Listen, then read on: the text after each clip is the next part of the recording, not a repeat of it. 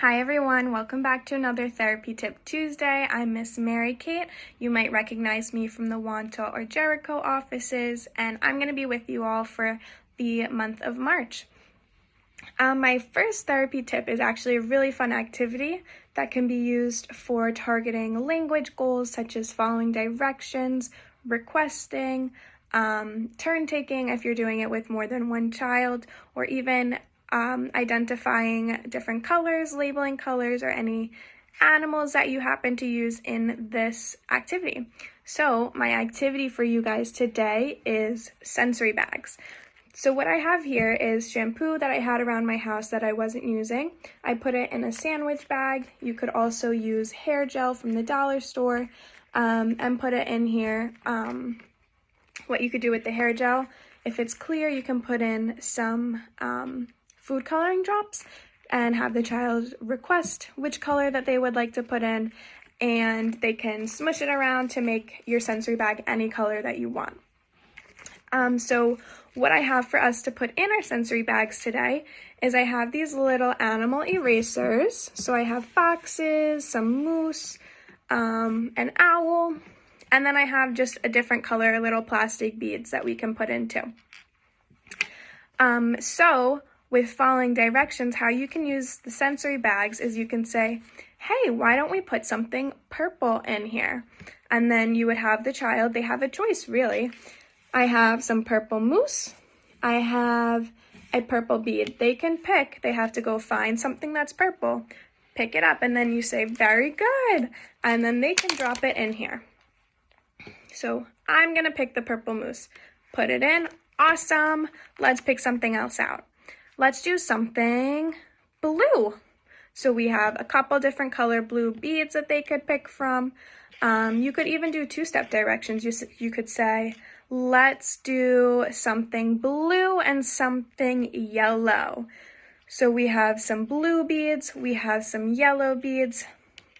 So they have to go pick out the blue, the yellow, say this is what I want to put in.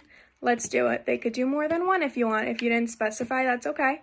You could specify number 2. That works on numbers then. Something else that you could do, you can make the directions a little bit more complex. You could say, first, let's pick an animal to put in, and then let's pick a bead to put in. So picking those different objects, I'm going to put in a fox. And then I'm going to put in a bead. I'm going to put in a green bead. Awesome. All right. Once you're done with all of those, I should mention too, you can have them request. You can hold them away from them. You can have them request. I want the owl. Awesome. Great asking. Awesome job. Let's put it in. And then if you're doing it with more than one child, you can have them take turns. You're going to go first, and then you get a turn.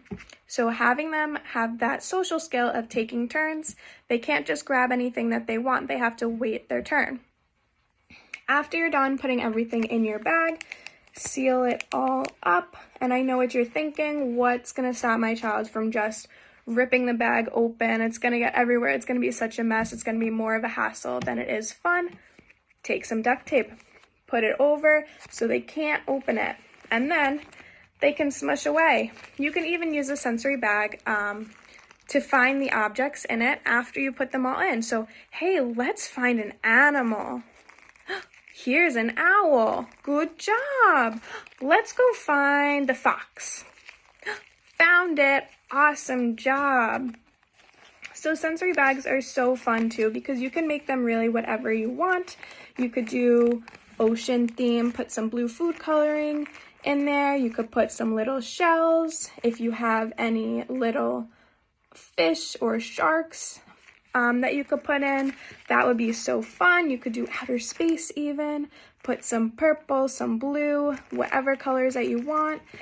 Smush it all around. Now you have a galaxy. You could put in some stars. You can put in some sparkles even if you want. If you have any aliens, spaceships, whatever you really want to put in your sensory bag, you can.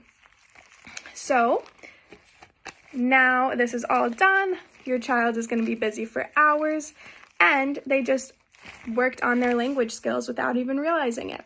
So I hope you guys enjoyed this tip, and I'll see you next time.